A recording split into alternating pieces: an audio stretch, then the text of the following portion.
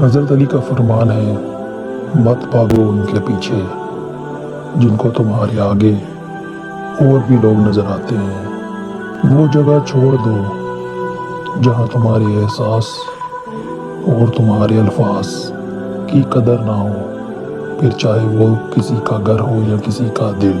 لوگوں کے عیبوں سے اس طرح غافل ہو جاؤ جیسے سوتے وقت تم دنیا سے غافل ہو جاتے ہو۔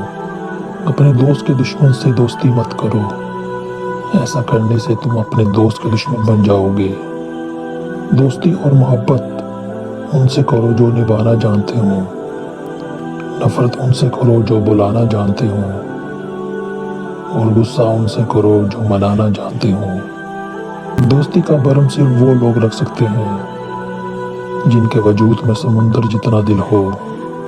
دوست کے ساتھ اس نمک کی طرح رہو جو کھانے میں دکھائی نہیں دیتا، لیکن اگر نہ ہو تو اس کی کمی محسوس ہوتی ہے۔ اگر میری زندگی میں دکھ نہ ہوتے تو میں اپنے رب کے ساتھ دعا کا رشتہ کیسے نبھاتا۔ اپنا سر اونچا رکھو کہ تم کسی سے نہیں ڈرتے، لیکن اپنی نگاہوں کو نیچے رکھو تاکہ پتہ چلے کہ تم ایک باعزت گھرانے سے تعلق رکھتے ہو۔